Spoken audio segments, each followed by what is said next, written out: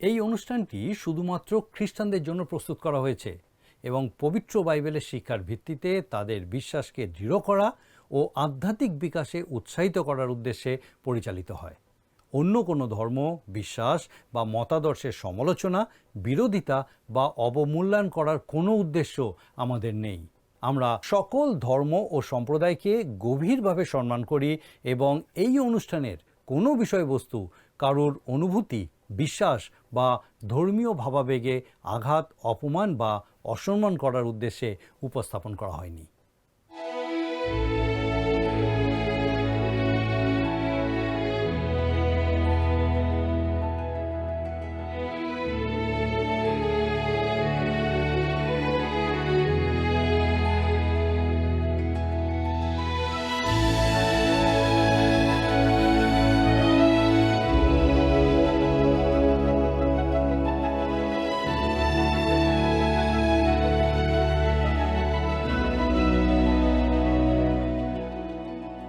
নমস্কার প্রিয় বন্ধু, জীবনবাণীর আরও একটি নতুন পর্বে আপনাকে স্বাগত জানাই। আশা করি ঈশ্বরের অনুগ্রহে আপনি ভালো আছেন। আজকের পর্বে আমরা যাত্রা পুস্তক 31 অধ্যায়ের 1 পদ থেকে অধ্যয়ন করব। এখানে আমরা জানব পবিত্র আবাসের জন্য আত্মায় পূর্ণ কারিগরদের আহ্বান। তাহলে চলুন আজকের আলোচনা শুরু করা যাক।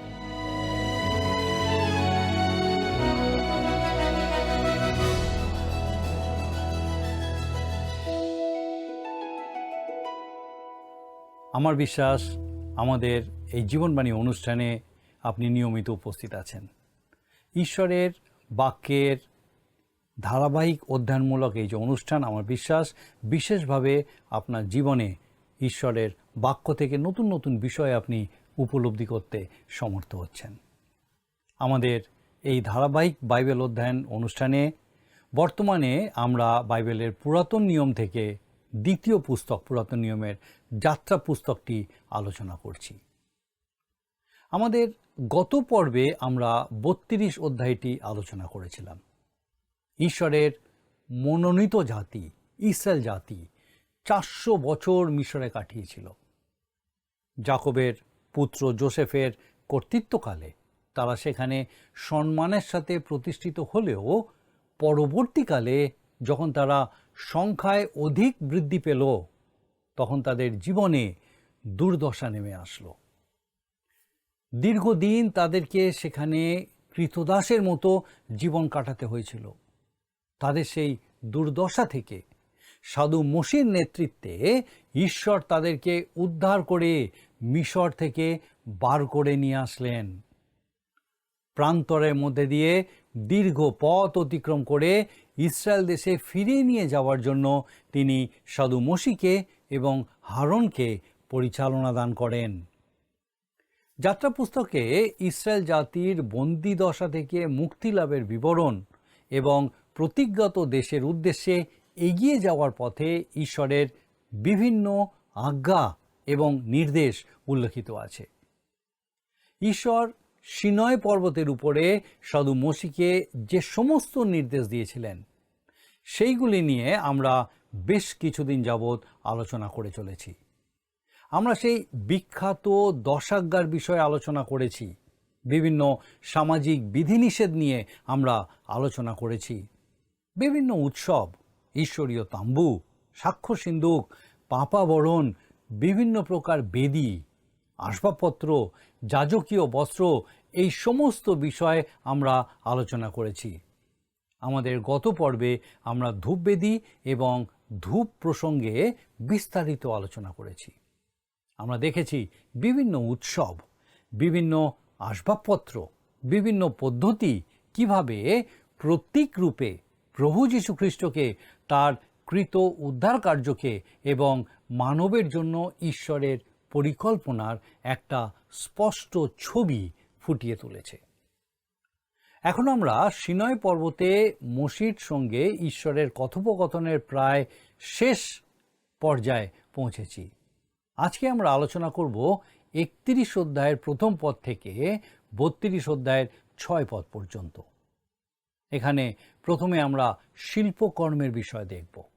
এর আগে পর্যন্ত আমরা সমাগম তাম্বুর বিষয় দেখছিলাম, কিন্তু এই অধ্যায়টা মনে হবে যেন সেখান থেকে সম্পূর্ণ সরে যাচ্ছে, কিন্তু প্রকৃতপক্ষে তা নয়। বিভিন্ন ব্যবস্থা প্রদান এবং সমাগম তাম্বু সম্বন্ধে বিভিন্ন নির্দেশ দেওয়ার মাঝখানে এটা একটু বিরতি। সাধু মোশি দীর্ঘদিন সিনয় পর্বতের উপরে আছেন, আর এই দীর্ঘ সময় ধরে তিনি ঈশ্বরের বিভিন্ন আদেশ, নির্দেশ, আজ্ঞা গ্রহণ করছেন। আর এই দীর্ঘদিন ধরে পাহাড়ের নিচে তার অপেক্ষায় থাকতে থাকতে ইসরায়েল জাতি ধৈর্য হারিয়ে ফেলছে। এই অংশে আমরা সেই সমস্ত শিল্পী এবং কারিগরদের বিষয়ে জানব যারা পবিত্র সমাগম তাম্বু তৈরি করেছিল। বিশেষ করে তাদের মধ্যে একজনের কথা, যাকে আসবাবপত্র তৈরির কঠিন কাজগুলো করবার জন্য বিশেষ দক্ষতা দেওয়া হয়েছিল। আসুন আমরা পাঠ করব 31 অধ্যায়ের প্রথম 6 পদ, যাত্রা পুস্তক 31 অধ্যায় 1 থেকে 6 পদ। আর আমি চাইব আপনি আপনার নিজের বাইবেল থেকে, ঈশ্বরের সন্তান রূপে আমার বিশ্বাস আপনার নিজের বাইবেল আছে, যেখান থেকে আপনি ঈশ্বরের বাক্য প্রত্যেক দিন অধ্যয়ন করেন, সেই বাইবেল থেকে আপনি আমার সঙ্গে দেখুন যাত্রা পুস্তক তার 31 অধ্যায় 1 থেকে 6 পদ। আর সদাপ্রভু মোশিকে কহিলেন, দেখো, আমি জিহুদা বংশীয় হুরের পৌত্র উরির পুত্র বৎসেলেলের নাম ধরিয়া ডাকিলাম।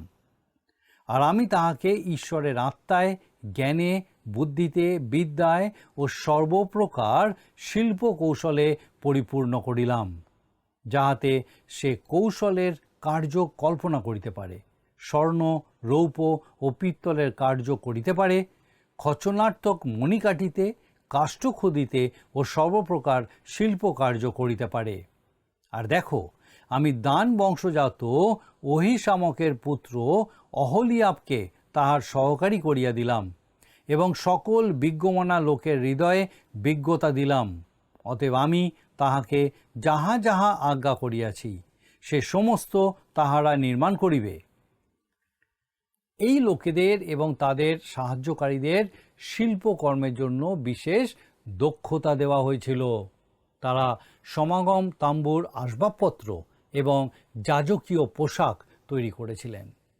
ঈশ্বরের আত্মা সেই কাজের জন্য তাদেরকে উপযুক্ত করে তুলেছিলেন। এই কাজের জন্য ঈশ্বরের আহ্বান পাওয়ার আগে বৎসলেলের পেশা কী ছিল তা নিয়ে প্রশ্ন উঠতে পারে। আমি বিশ্বাস করি শিল্পকর্মই তার পেশা ছিল। সে সোনার রূপো দিয়ে বিভিন্ন শৌখিন জিনিস তৈরি করত, কিন্তু ঈশ্বরের সেই কাজ করার জন্য ঈশ্বর তাকে বিশেষ দক্ষতা দান করলেন। আমি মনে করি কোনো ব্যক্তির যে কাজ করার যোগ্যতা আছে তার সেই কাজই করা উচিত। অবশ্য ঈশ্বর যদি তাকে অন্য কোনো কাজ করার আহ্বান দেন সেটা কিন্তু অন্য বিষয়। আপনি লক্ষ্য করে দেখবেন এমন অনেকেই আছে যারা জনসাধারণের সামনে ভালো করে কথা বলতে পারে না, কিন্তু তারা সেই কাজটাই করতে চায়। এরকম অনেকেই বিভিন্ন ক্ষেত্রে মুখপাত্র হওয়ার জন্য এগিয়ে যায়, কিন্তু তারা সেই বিষয়ে একদমই যোগ্য নয়। যাদের ভালো বক্তা হওয়ার কোনো যোগ্যতা নেই, এই রকম অনেকেই দৃঢ় সিদ্ধান্ত নেয় যে তারা বিভিন্ন মঞ্চে মানুষের সামনে বক্তব্য রাখবে, অথচ অন্য ক্ষেত্রে কাজ করার তাদের যে বিশেষ প্রতিভা আছে সেগুলোকে তারা ব্যবহার করে না। হয়তো কারোর বেতার মাধ্যমে কাজ করার জন্য কারিগরি দক্ষতা আছে, কিন্তু সে সেখানে বক্তা হিসেবে নিজেকে ব্যবহার করার চেষ্টা করে। তার যে বিশেষ গুণ ঈশ্বর দিয়েছেন তার উচিত সেটাকেই ঈশ্বরের কাজের জন্য ব্যবহার করা। একজন পুরোহিত বলছিলেন, তিনি যখন একটি গ্রামে প্রথম পুরোহিত হিসাবে যোগ দেন, সেই সময় সেখানকার একটি লোক এসে প্রথম দিনেই তাকে জানিয়েছিলেন যে পুরোহিত মশাই যেন তাকে কখনো প্রার্থনা করার জন্য সামনে না ডাকেন। তিনি বলছিলেন যে প্রার্থনা করতে তার খুব ভয় লাগে, কারণ তিনি অনেক লোকের সামনে দাঁড়িয়ে কথা বলতে ভয় পান। তিনি আরও বলছিলেন যে তিনি এই ভয়কে কোনোভাবেই কাটিয়ে উঠতে পারেননি। তিনি বলেছিলেন, শুনতে খারাপ হলেও যদি আমি কোনো সভা সমিতিতে বক্তব্য রাখতে উঠি তাহলে সেটা আমার জন্য সবথেকে বোকামি হবে। তিনি একটা গাড়ি কোম্পানির উচ্চ পদস্থ কর্মচারী ছিলেন, কিন্তু তিনি বলেছিলেন যে তিনি কখনো সভা সমিতিতে বক্তব্য রাখতে পারবেন না। তিনি পুরোহিত মহাশয়কে জানিয়েছিলেন যে উপাসনালয়ে প্রার্থনা করা অথবা সভা সমিতিতে বক্তব্য রাখার বদলে তাকে যদি মণ্ডলীর আশেপাশে কোনো কাজকর্ম দেওয়া হয় তাহলে তিনি সেটা খুব ভালোভাবে করতে পারবেন।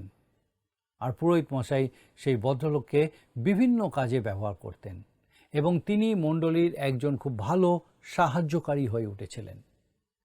পুরোহিত মশাই বলছিলেন যে ঈশ্বর ওই ভদ্রলোককে ভালো বক্তা হওয়ার গুণ দেননি, যেন তাকে যে গুণ দেওয়া হয়েছিল তিনি সেই গুণের প্রতি বিশ্বস্ত থাকেন এবং তার যথাযথ ব্যবহার করেন। বৎসলেল হয়তো এই রকমই একজন সাধারণ মানুষ ছিলেন। তিনি তো ঈশ্বরকে বলতে পারতেন, হে ঈশ্বর, আমিও হারনের মতো ওই রকম সুন্দর যাজকীয় বস্ত্র পরতে চাই, আমিও তার মতনই আপনার সেবা করতে চাই। কিন্তু ঈশ্বর বলছেন, ওইভাবে নয়, আমি আমার সেবার জন্য তোমাকে অন্যভাবে ব্যবহার করতে চাই। একদিক থেকে বিচার করলে এই লোকটির যে গুণ তা হারনের গুণের থেকেও অনেক বেশি গুরুত্বপূর্ণ।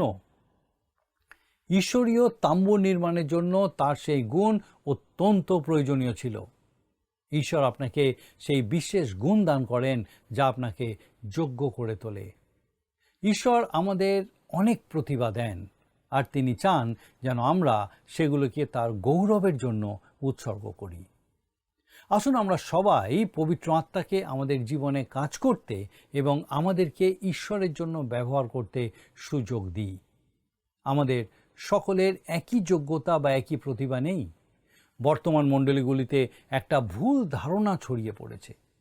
যদি আপনি মণ্ডলীর কোয়ারে গান গাইতে না পারেন, যদি সানডে স্কুলে পড়াতে না পারেন, যদি প্রভুর বাক্য প্রচার করতে না পারেন, এমনকি যদি আপনি অন্য কোনো সেবা কাজ করতে না পারেন, তাহলে আপনি মণ্ডলীর কোনো কিছুর মধ্যেই গণ্য হবেন না। আমি মনে করি আক্ষরিক অর্থেই ঈশ্বর আমাদেরকে তার সেবা করার জন্য শত শত প্রতিভা দিয়েছেন, কিন্তু এটা প্রত্যেকের ব্যক্তিগত বিষয়। তাকেই স্থির করতে হবে যে তিনি কি প্রতিভা বা যোগ্যতা পেয়েছেন। ঈশ্বর আপনাকে যে কোনো যোগ্যতা দিন না কেন, তিনি চান যেন পবিত্র আত্মা সেই যোগ্যতাকে ঈশ্বরের কাজে ব্যবহার করার সুযোগ পায়। এবারে আমরা দেখব যে বিশ্রামবার একটি চিহ্ন হয়ে উঠেছিল।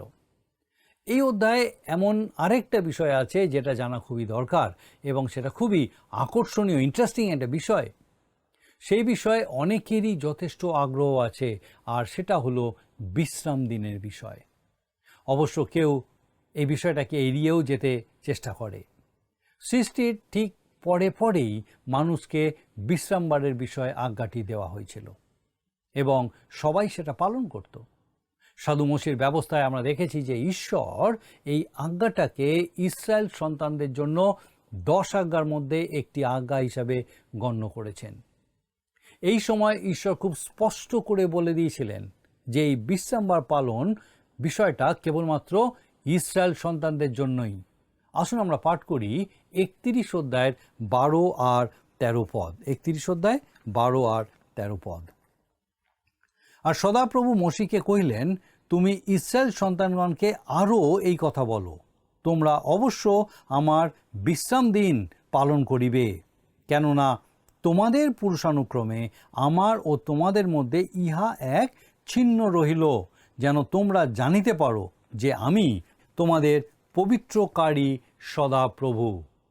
বিশ্রামবার সুনির্দিষ্টভাবে ইসরায়েল জাতিকেই দেওয়া হয়েছিল। মণ্ডলীকে কখনো এটা দেওয়া হয়েছে বলে আমি অন্তত বিশ্বাস করি না। যদি আমাকে কেউ জিজ্ঞেস করে যে বিশ্রামবারটা কবে পাল্টে গেল, আমি তাকে বলি এটা কোনো দিনই পাল্টায়নি।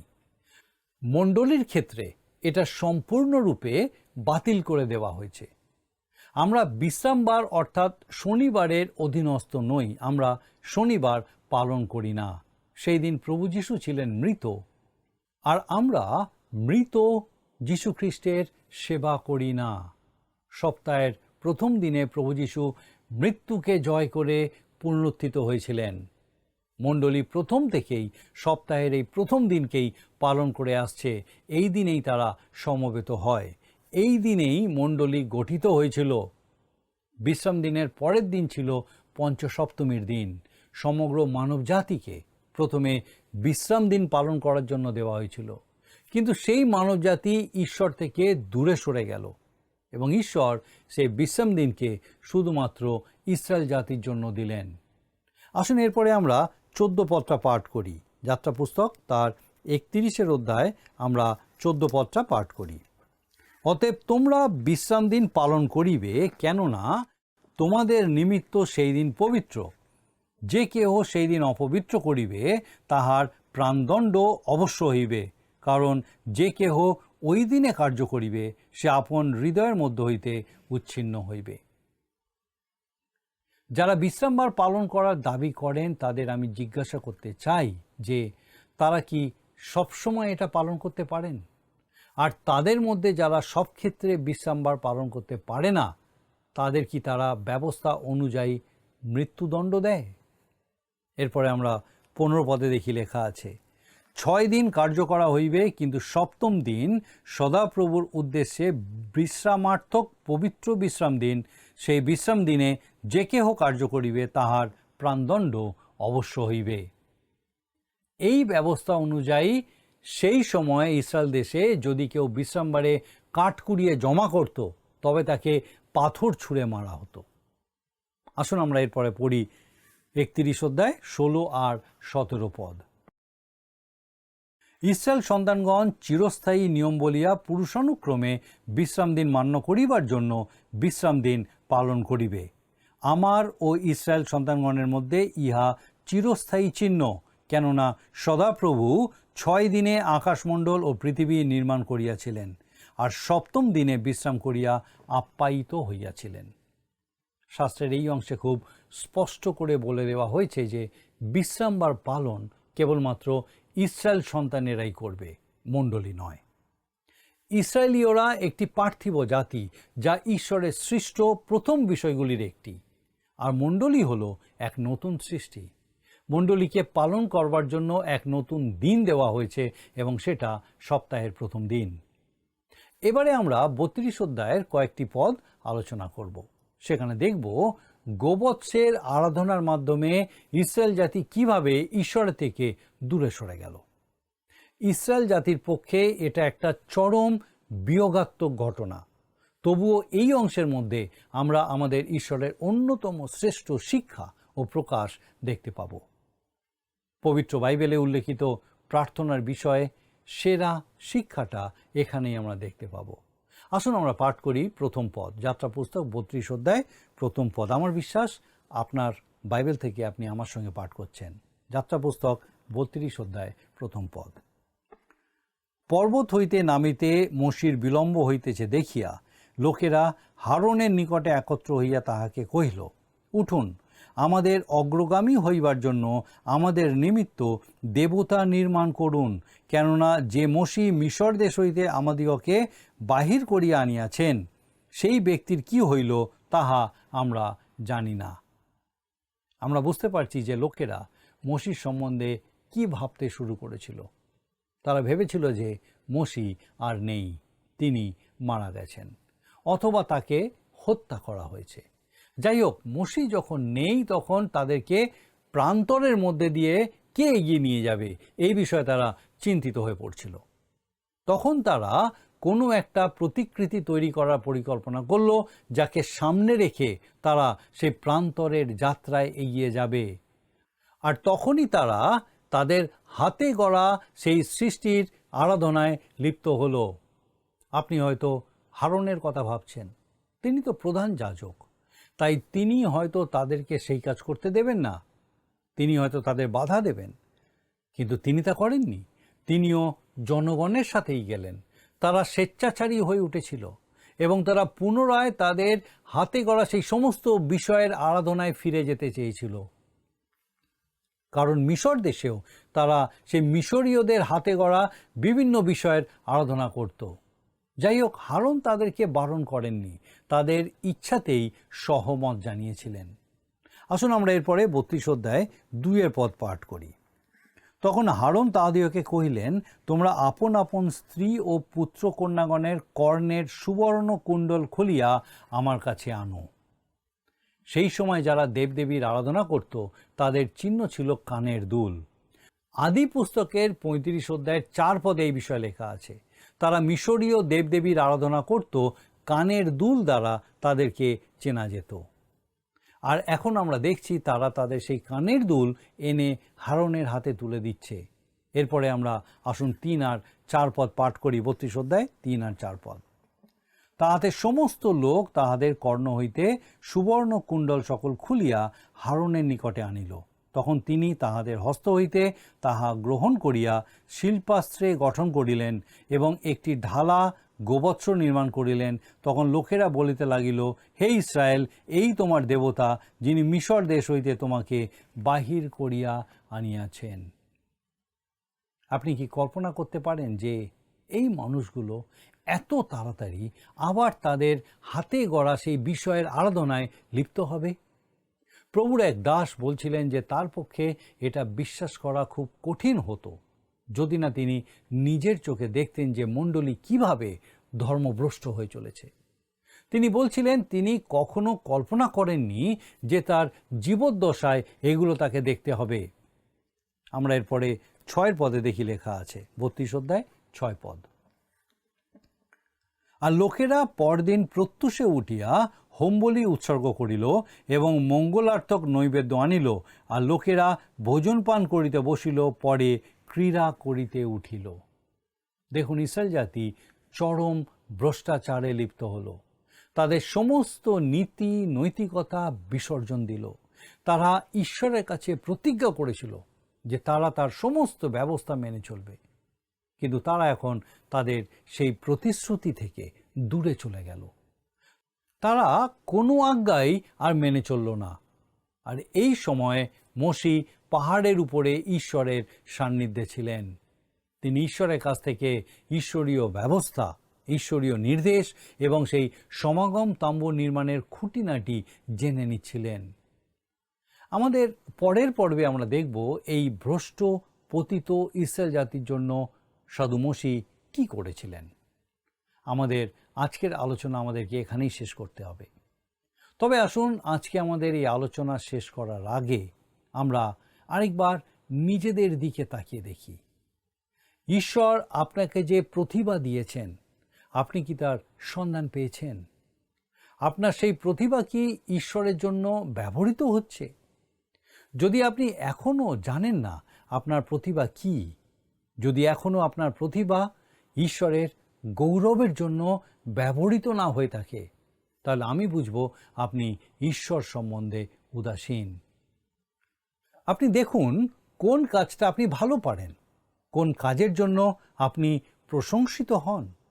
হতে পারে আপনি অনেক শারীরিক পরিশ্রম করতে পারেন, হতে পারে আপনি খুব ভালো বাজনা বাজাতে পারেন, অথবা আপনার হাতের কাজ খুব সুন্দর, আপনি একজন শিল্পী, হয়তো মানুষের সাথে যোগাযোগ করার বিশেষ গুণ আপনার আছে, আপনি খুব ভালো বক্তা হতে পারেন, হতে পারে আপনি খুব সুন্দর রান্না করেন, গৃহসজ্জায় হয়তো আপনি খুবই পারদর্শী, হয়তো আপনি শিশুদের সাথে খুব ভালোভাবে মেলামেশা করতে পারেন, তাদেরকে সুন্দর গল্প বলতে পারেন। এই রকম হাজারো প্রতিভা তিনি আমাদেরকে দান করে থাকেন।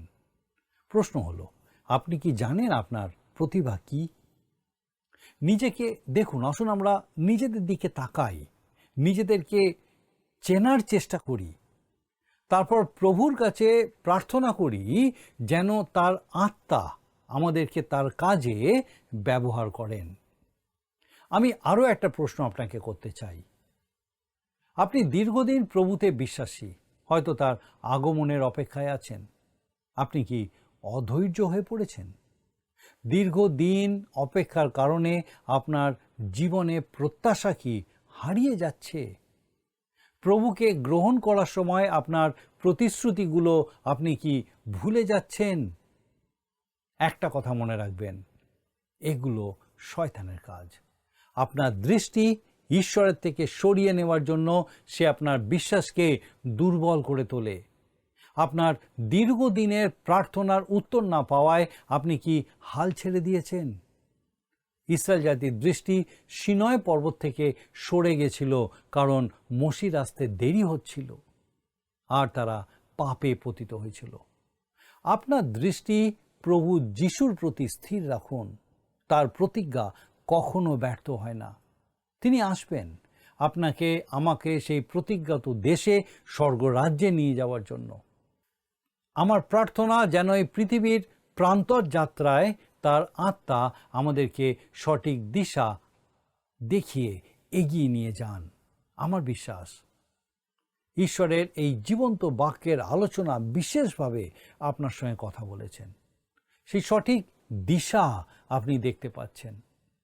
যদি দৃষ্টি সরে গিয়ে থাকে প্রভু যিশুর থেকে, আমার বিশ্বাস তার এই জীবন্ত আলোচনার মধ্যে দিয়ে ঈশ্বরের বাক্য আপনাকে আরেকবার নিজেকে উপলব্ধি করতে সাহায্য করেছে যে আপনার দৃষ্টি কি প্রভু যিশুর প্রতি স্থির আছে অথবা সরে গেছে। আসুন এখন আমি প্রার্থনায় যাব, আর আমি চাইব আপনি আমার সঙ্গে যোগ দিন। আসুন প্রার্থনা করি। পরম করুণাময় স্বর্গীয় পিতা, তোমার ধন্যবাদ, তোমার স্তুতি প্রশংসা করি যে প্রভু তুমি আমাদেরকে কখনোই ছেড়ে দাওনি। সমস্ত সময় তুমি আমাদেরকে ধরে রেখেছো পিতা। ধন্যবাদ দিই তোমার প্রিয় পুত্র প্রভু যীশু খ্রিস্টের জন্য, যে তোমার সে প্রিয় পুত্রের মাধ্যমে প্রভু যিশুর মধ্যে দিয়ে আমাদেরকে তুমি আবার তোমার সহভাগিতায় ফিরিয়ে নিয়ে এসেছো। প্রভু তোমার পবিত্র পরাক্রমে ধন্যবাদ দিই যে আমাদের সে প্রত্যেক দর্শক বন্ধুর সঙ্গে তুমি আছো। তোমার সে প্রত্যেক ভক্তজনকে, বিশ্বাসী বর্গকে বিশেষভাবে পিতাগো তোমার পবিত্র আত্মার সুপরিচালনায় স্থির রাখো, প্রত্যাশায় স্থির রাখো। সেই যে জীবন্ত প্রত্যাশা যে প্রভু তুমি আসছো এবং আমরা প্রত্যেকে তোমার সঙ্গে সেই অনন্তকাল থাকবো পিতা, সেই জীবন্ত প্রত্যাশায় তুমি আমাদের প্রত্যেককে সুস্থির রাখো। প্রার্থনা করি আমাদের সেই প্রত্যেক দর্শক বন্ধু, তাদের পরিবার পরিজন প্রত্যেককে, বিশেষ করে পিতাগো যদি এই মুহূর্তে কেউ কোনোভাবে বিশ্বাসে স্থির আছে, তোমার কাছে প্রার্থনায় রত আছে, হতে পারে পিতাগো হয়তো কোনো কঠিন পরিস্থিতি থেকে বেরিয়ে আসার প্রার্থনা, হতে পারে পিতাগো শারীরিক যন্ত্রণা কষ্টের উপশমের প্রার্থনা, হতে পারে পিতাগো কোনো রকম অর্থনৈতিক সমস্যার জন্য সেখান থেকে বেরিয়ে আসার জন্য প্রার্থনা। প্রভু যে প্রার্থনাই হোক, তাদের সঙ্গে এক হয়ে আমরাও সেই প্রার্থনা করি তোমার কাছে। প্রভু তুমি অনুগ্রহ করো, দয়া করো এবং তাদের সেই প্রার্থনার উত্তর তাদের জীবনে দেখে তোমার গৌরব করতে সাহায্য করো। স্বর্গীয় পিতা, আমাদের সেই প্রত্যেক দর্শক বন্ধু, তাদের পরিবার পরিজন প্রত্যেককে এইভাবে তোমার জীবন্ত প্রত্যাশায়, তোমার জীবন্ত বাক্যে উত্তরোত্তর বেড়ে উঠতে সাহায্য করো। তোমার দিকে দৃষ্টি স্থির রেখে পিতা এগিয়ে চলতে সাহায্য করো, যেন জীবনের দিশা সঠিক পথে পিতাগো তারা এগিয়ে চলতে পারে। প্রভু তুমি দয়া করো, সুস্থ রাখো প্রত্যেককে, সুরক্ষিত রাখো, সমস্ত মন্দতা থেকে, অধার্মিকতা থেকে, জাগতিকতা থেকে রক্ষা করো, তাদের সকল ভার নাও। তোমার যিশু নামে ভিক্ষা দয়া করে শ্রবণ ও গ্রহণ করো। আমেন।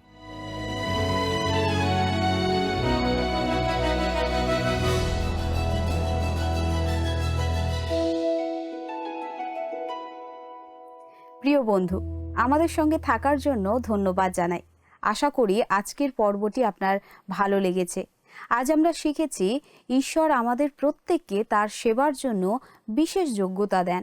আগামী পর্বে আমরা যাত্রা পুস্তক 32 অধ্যায় আলোচনা করা শুরু করব।